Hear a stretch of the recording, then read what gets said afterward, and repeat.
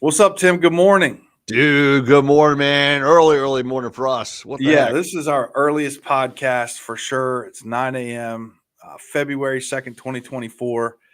And we are discussing this article that came out of the New York Times where they're trying to block hedge funds and corporations from owning single family houses because a lot of people haven't heard about this because a lot of people don't, you know, pay attention to who owns these properties.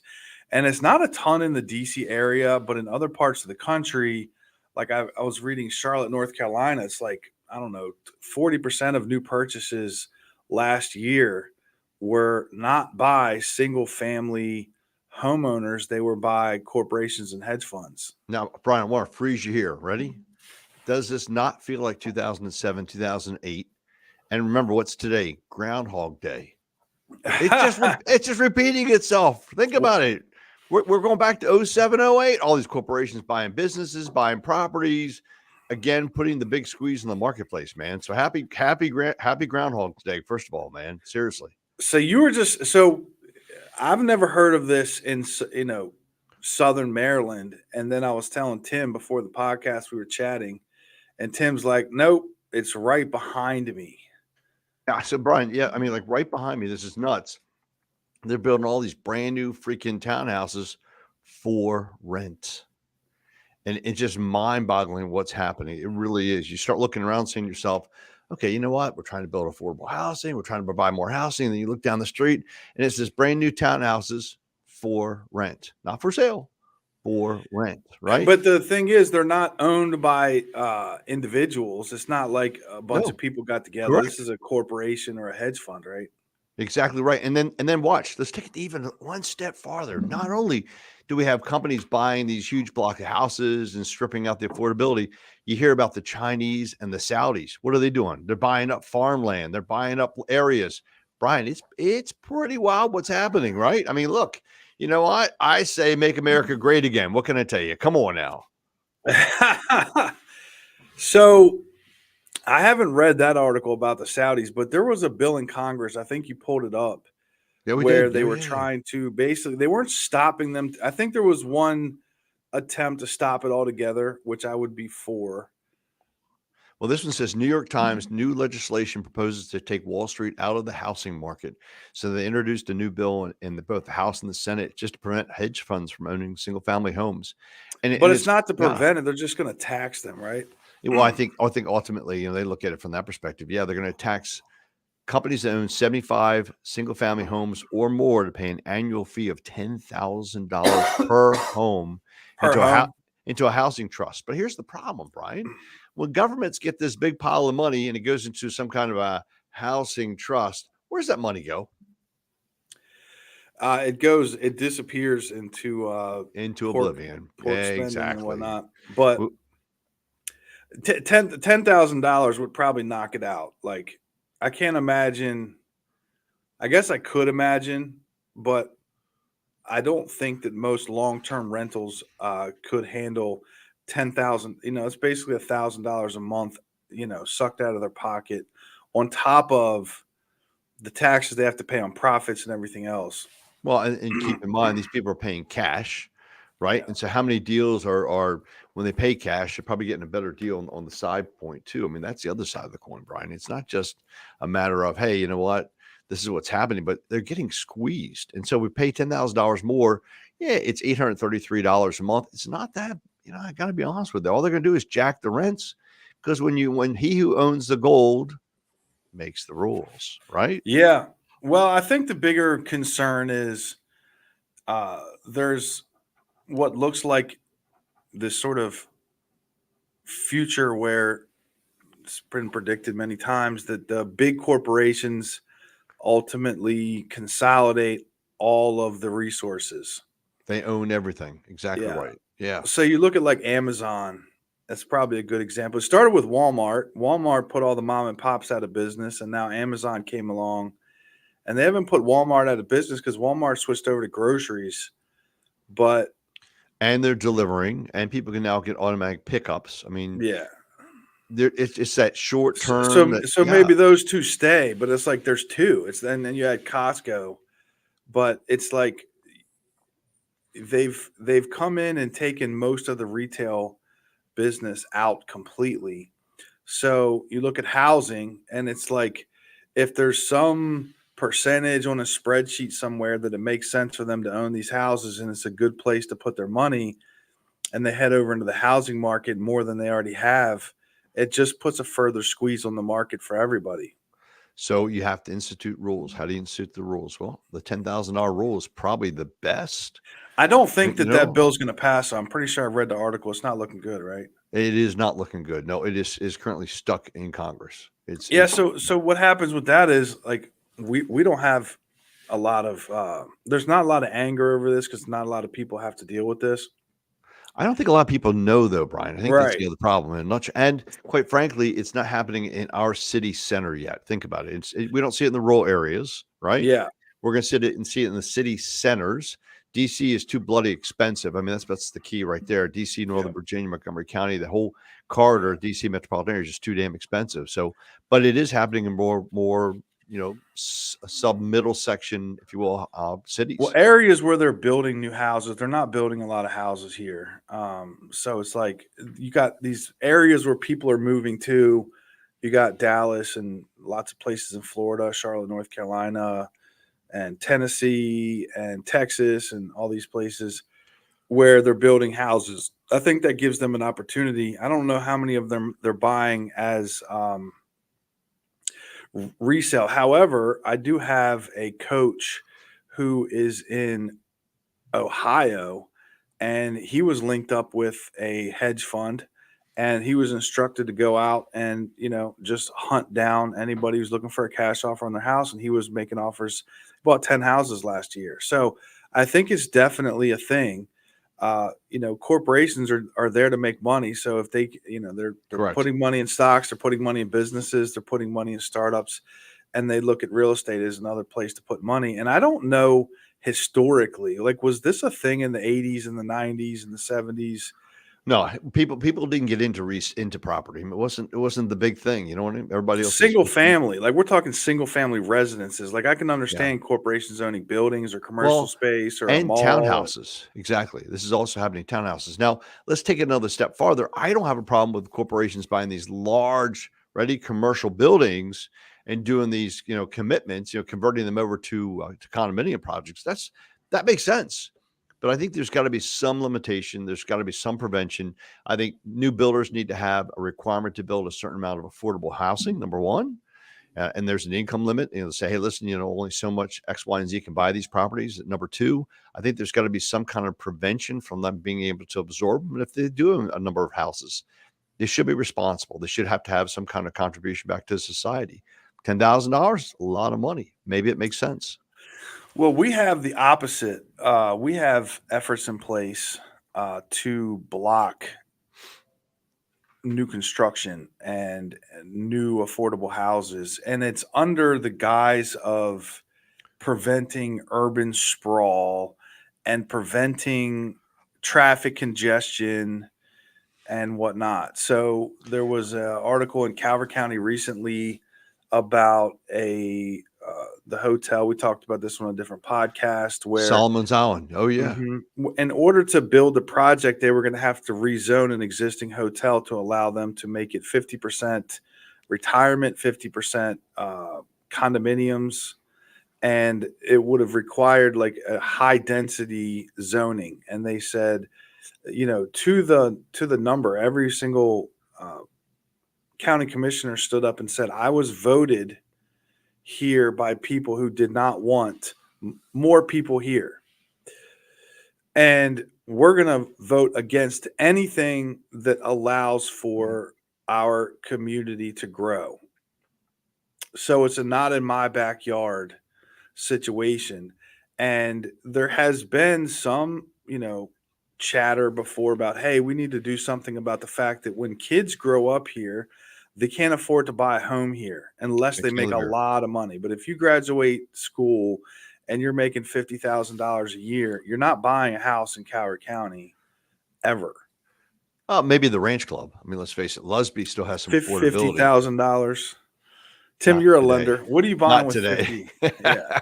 What are you buying with? What are you buying with 80? You make 80. That's You a can pretty. still do a $300,000 house in the ranch club. I mean, and be honest with you, it's still affordable. You can still use a USDA loan. You can use a Maryland mortgage program. There's programs out there for somebody making 80 grand, right? It's really tight, Tim. It Like is you're very not. tight, right? Yeah, you're stuck at 300, which is putting you down pretty far, and you're now like 50% of your net income is going towards your mortgage payment at that point. That's But see, that's a mistake in my opinion, because what you're doing is if you're not allowing the younger generation to come in, three things are going to occur. Number one, the younger generation buys more goods and services. People like myself, we're more seniors, we're the mature population, right? We're not buying new cars every 3 to 5 years. We're not out getting the hottest and fanciest thing. You know what I mean? I still got my MySpace book, you know what I mean? I don't even have Facebook. But my point of the matter is we don't spend money. Younger generation, number one. Number two, you ready? We're not putting out the kids. And let's face it, guys, we don't have Social Security down the road. You're up shit. You're up the creek. You got to be careful there, right? Number two, right? And then number three, more importantly, they're the folks that are manning our service industry. Okay, you got nobody working. I hate to say this, the fast food. You got nobody working at the stores. You got that's nobody. a big wide angle to look at everything. I think the narrow angle is I don't want to have to wait for the stoplight to change twice to get through the intersection. So what do? We change the way stoplights work. We change the way Well, you have to vehicles build work. more roads, is what it is essentially. And if you build more roads, you got to build more schools, and you got to now you have uh, a an environment that's unlike the current environment, where you're living in a much more densely populated area, and people move here specifically not to live in a densely populated area. So I get it. I don't want my entire neighborhood built Right. out all the way, and I'll be sitting there, I'll move because I don't want to deal with that. Like I like the fact that I can go through any stoplight in town and never have to wait for the stoplight to change twice. Like that's crazy to me. So last night I got stuck.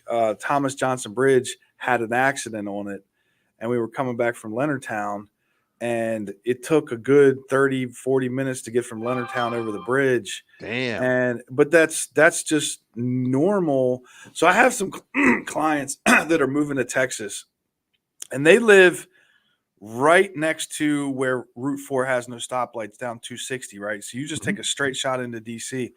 They said that during the pandemic, they were at the Pentagon in like 42 minutes. Wow. After everybody goes back to work, they're an hour and 45, 2 hours plus for that same trip. But that's the exchange that you have to live a quality of life, to own a home. Let's face it, Brian. Housing is expensive. I mean, it is what it is, right? But owning a home in the long term is probably the most important investment you can make in your entire life, in my humble opinion. But we're discussing this idea of governments allowing for more densely populated areas, and people don't necessarily want it. So I get it. There's definitely two sides to the coin that make perfect sense.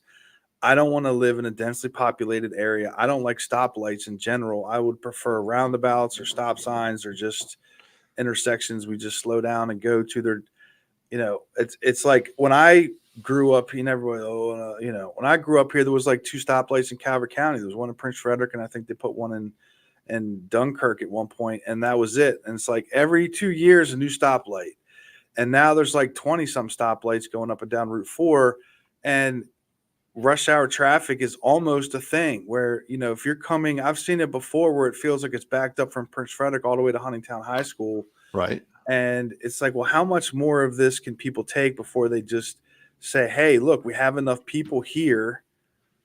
We don't want any more people here. Are you a NIMBY, Brian? A NIMBY, man. Yeah. That's what I'm saying. But I get it. Like I understand it. And Right. I can say that it makes sense to me. But I can also say that my daughter is trying to buy a home, and she's a first-time home buyer with her husband, and they're looking around at what's on the market, and I am looking at 20, 30, 40-year-old houses for them to buy. And that are squeezed up, and they're having challenges. So again, how do we resolve it? You don't let the corporations buy houses. Okay. You're going to open up a lot more inventory, right? Yeah. That's possibility number one. Number two, you make sure that any builder that is building more affordable housing. That's huge. Not That's possible. tremendously huge, right? It's not possible because another side thing that I have is we're buying investment properties this year and rehabbing them. So when you look at the cost to build new construction, to build like I don't know 1,200 square foot Rambler, it's almost impossible to make money and without selling it for a lot of money, north of $400,000. The cost of building, and it's not just like the jurisdictions have put in so much. Like you described building in Charles County. Right. So let's just go through real quick how much it costs just to, and this is so I'll back up a little bit. Tim can say this too. Like when you're in real estate, a couple times a year, you have these wide-eyed young people and they're like, I'm going to buy a piece of land and I'm going to build a house on it because it's cheaper and I can build it the way I want. I was like, that's great. Before you get too far down this exercise, let's just go over some numbers real quick and describe why in my 10 plus 15 years of doing real estate, I can count on like two fingers how many clients of mine have decided to buy a piece of land and build a house on it. So let's just we could do Charles County. Let's discuss like buying a piece of land. You're probably at least 50 to 100K for an acre or something, depending on where it's at, or if you're getting 3 acres or something. Like the ideal scenario is you buy 3 acres. So let's say you spend 100 grand on your 3 acres that you bought. Now Right. you have to start the process of you have to get a perk test and you have to have engineering done. So perk test is what, 1,200, engineering is like $5,000. Yeah, it's not that much. It's Okay. affordable. Yeah. It's okay. It's not that much, but that's before you even decide if it's even buildable. So you're hoping that it passes. Now Fingers that you've crossed. done that, you got to pay this little fee for Charles County in order to have the permission to even get permits, which is how much? Well, the fair share school excise taxes actually hit on you at the time that the use occupancy permit is issued, Okay. and it's only $20,340. All right. So now we're at like $25,000, and then you got to get permits, and then you have to grade the property. Probably you're going to have Yep. to cut trees down. Yep. And then you're going to have to clear out an area for your house to go, build your yard. That's going to be what, possibly another $20,000. Well, it depends on how far you got to bring the driveway in, how far where the house is Yeah, gonna we be got to positioned, chop the right? driveway in. So we want to say, well, Yep. that's $50,000. We're at about, so we're at about say $50,000 on the cheap end, and we haven't even broken ground on the property yet. And then we got to get permits. Permits, well, septic. Okay, Oh my we're goodness! getting there. All right, You're gonna so bring a the well- power in? Sure. Well, a well is $20,000 now, and a septic is about $30,000 to $50,000. Well, on the cheap Yeah. side, we'll say 30. Sure. So now we're at $100,000 plus. No. 100 for the land, and you spent let's say 25,000 for grading and seeding, getting the property ready to be built in. Then you got at minimum another $50,000 to bring in your well, Well, septic. so yeah, and so we're electric. at $200,000 on the very light side. You're getting there. And what are you going to put there, Brian? What kind of house? So building a new house now is between $200 and $400 a square foot. What are you using, gold? What are you building these things with, man? That's how much it costs. It's on the very like builder grade. It's going to be $200 a square foot. So if you want to build just a Rambler with no basement, a 1,200 square foot Rambler, Yeah. it's $200,000 plus. So So- now you're at $425,000 for a 1,200 square foot Rambler. If you want to add a basement, finish the basement, now you're at $500,000, and this is for a very small house. Realistically, you're going to put a 1,700 square foot Rambler on a basement, or you're going to build a colonial and go like 3,500 square feet. Now you're easily into $600,000. That's why I like my ranch club, man.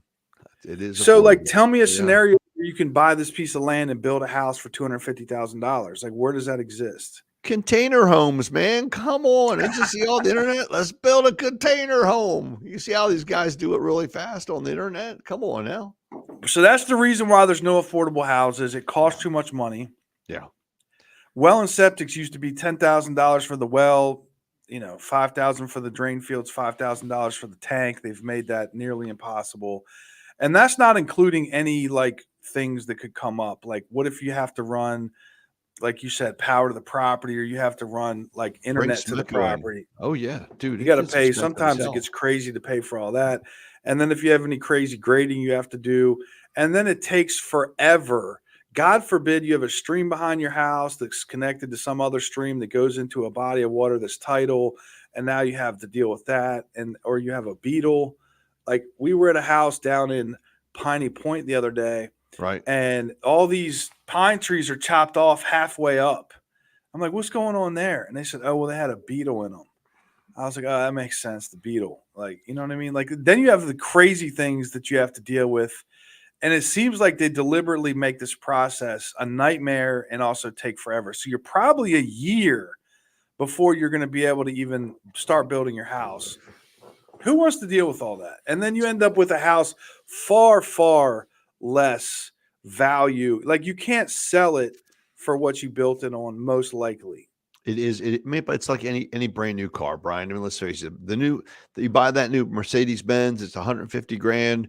You know you're not going to get 150 for it within a year, right? I mean, it's going But to if you go depreciate back to value. like the 80s or the 90s, you could do all that. Like, that's how a lot of people where I live, and in Southern Maryland, Sure. I want to say, I don't know the percentage, but it's very high of people who did just that. They bought a piece of land Yep. and they had a custom home built on it. That's why you drive around and everybody's houses look different, except for the couple neighborhoods.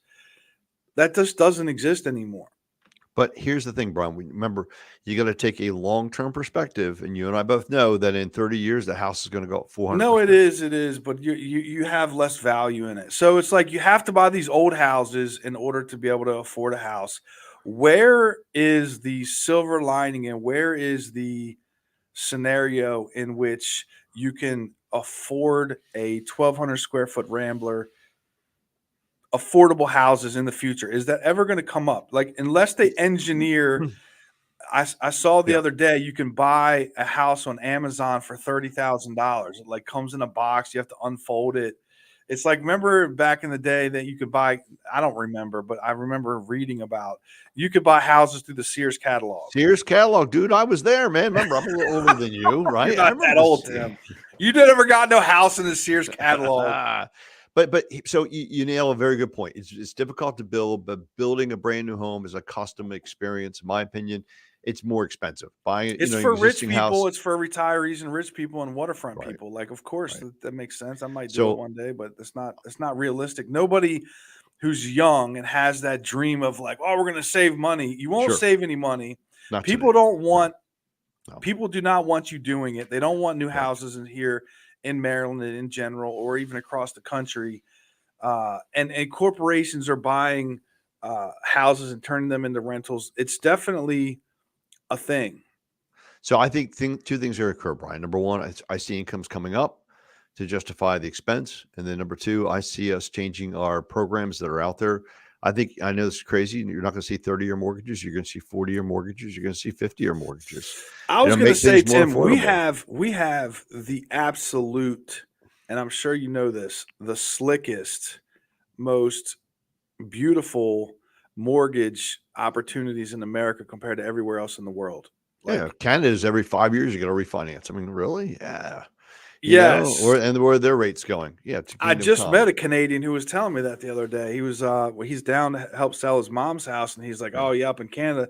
But like Australia, Japan, like all these other Great Britain. countries. Oh, good Lord, Great yeah. Britain. Yeah, there's not 30-year fixed, zero Nope. money down, Nope. low 3, 4, 5% interest rates that we had forever. That doesn't exist in the rest of the world. So I don't know, Tim. We might have to then go back and circle all the way back to the beginning.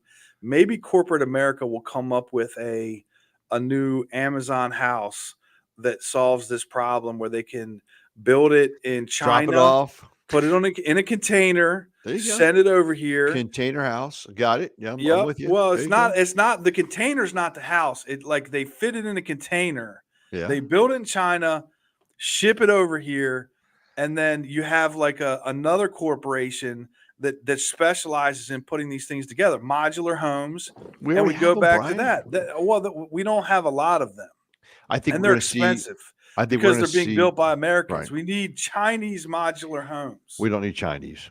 Indian. do. Actually, India is where they build all this stuff. India is building iPhones, dude. Okay, so just think that in mind. That's all right? because we're afraid that China's going to invade when we don't have to get kicked off YouTube. But yeah, that's why. That's not Don't get because kicked it's off better. of YouTube. There you go, man. Yeah. All right, brother. All As right, always, Tim. man. I'll All catch up right. with you, I man. appreciate Later. you, man. No problem. Bye.